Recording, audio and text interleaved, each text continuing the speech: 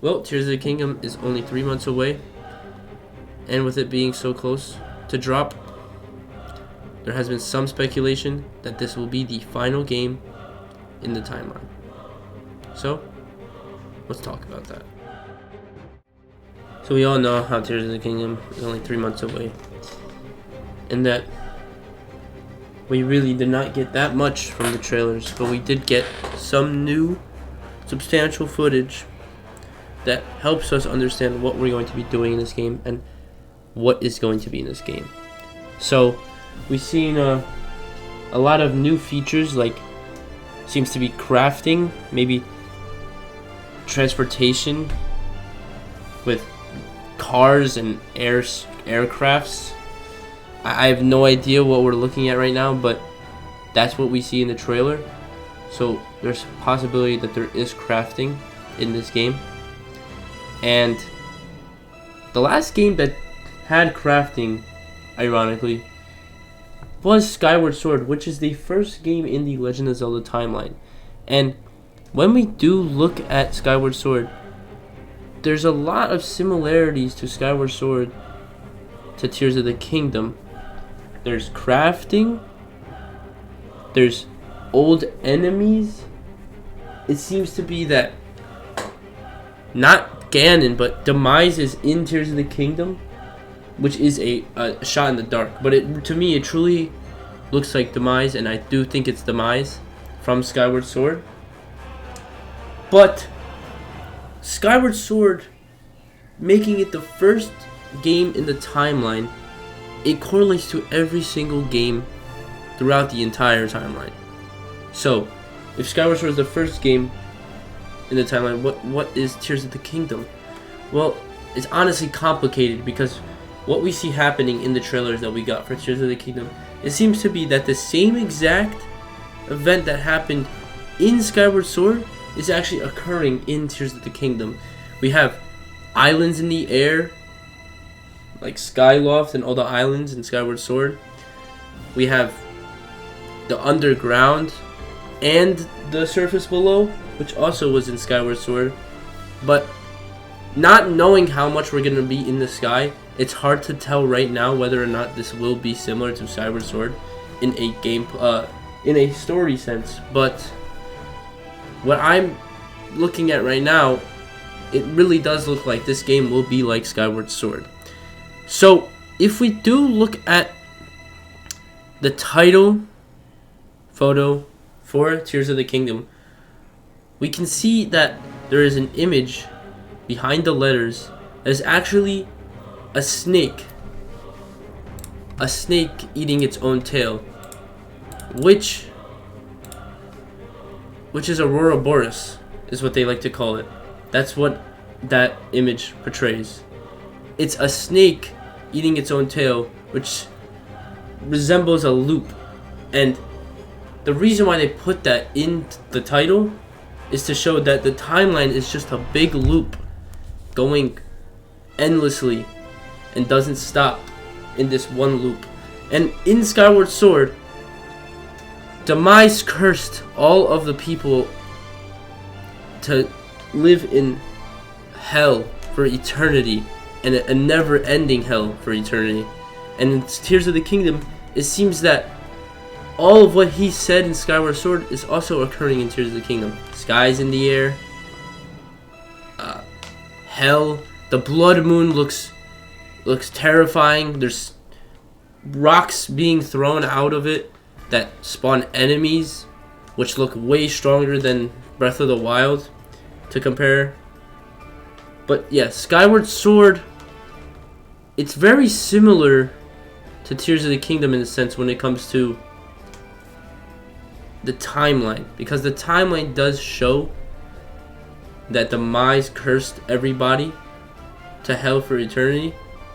And in Tears of the Kingdom, it seems that all of what occurred in Skyward Sword is actually occurring in Tears of the Kingdom. So, if we look at all the footage from the Tears of the Kingdom trailers, we can see there's a lot of clues and new items, new events occurring in this game that didn't occur in Breath of the Wild. which makes me believe that this game is actually tied the closest to Skyward Sword. It's probably not, I don't like to say it's a prequel, but I do like to say that it is very similar when it comes to the story, because no other game is similar to Skyward Sword in a way that Tears of the Kingdom is. I know that Skyward Sword came a bit later after Ocarina of Time, Majora's Mask, Twilight Princess, but Tears of the Kingdom looks a lot like Skyward Sword rather than Breath of the Wild, because the timeline is very similar to Skyward Sword's timeline. So, why did I mention the title being a snake eating its own tail? Well, the reason why they call it Ouroboros is because it resembles, in ancient history, it resembles a loop. So, the reason why they didn't want to show us the title is because they would figure that people would actually catch on to this and see that it actually is a snake eating its own tail, which resembles a loop in the timeline, what they like to hint at us.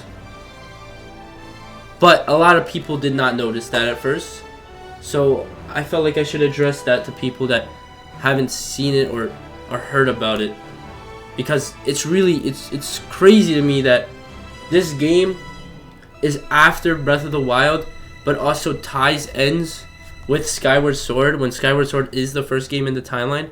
It's just crazy to believe, because Tears of the Kingdom is played after Breath of the Wild. So it's insane to believe that Skyward Sword is actually very similar to Tears of the Kingdom, or Tears of the Kingdom is very similar to Skyward Sword, sorry.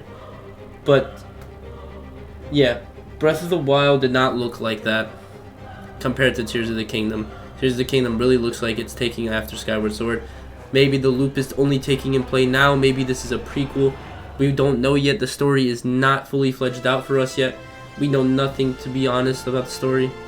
The story in Breath of the Wild gave us absolutely no correlation to what Tears of the Kingdom is going to be, because Tears of the Kingdom looks like it's going to have a way bigger story than Breath of the Wild, because Breath of the Wild did not have the greatest story, but Skyward Sword did have a phenomenal story at that.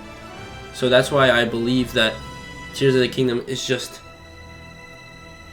so close to Skyward Sword, because it's a loop in the timeline of which Demise cursed everybody to hell for eternity. So that's why all the skies are in the air and all the enemies are so much stronger, and you could craft, because crafting wasn't so relevant in Skyward Sword when it came to like other items, but there were some times where you had to craft certain items to make weaponry and shields and potions. So it is really cool to see that this is coming to Tears of the Kingdom, because we've always wanted a game that has crafting and that we can make our own, rather than just explore and just find everything. And it does seem like durability is a big factor in the new game, and it is gonna have tears, hopefully, from Skyward Sword, like Skyward Sword. So hopefully this game is really close to Skyward Sword when it comes to crafting, because crafting was a really big deal when it came to Skyward Sword, because everything was so new. Because that is the first timeline for Legend of Zelda, and is the first game in the timeline. So I'm assuming them being up in the sky, they didn't have as many resources as they would on the ground, so they had to build from the ground up and get their own resources and build their own things. So that's why you had to craft shields and potions. So Tears of the Kingdom, hopefully it will take some of that away from Skyward Sword and bring it to its own game, which would be very cool. So, if you guys at all found this helpful, please let me know in the comments down below. Don't forget to like the video, subscribe, and I'll catch you guys in the next video, where I'll be discussing what the origin of the Master Sword means to Tears of the Kingdom and all the other Legend of Zelda games in the timeline. So thank you guys. Don't forget to subscribe, like, comment, and I'll see you guys in the next video. Peace.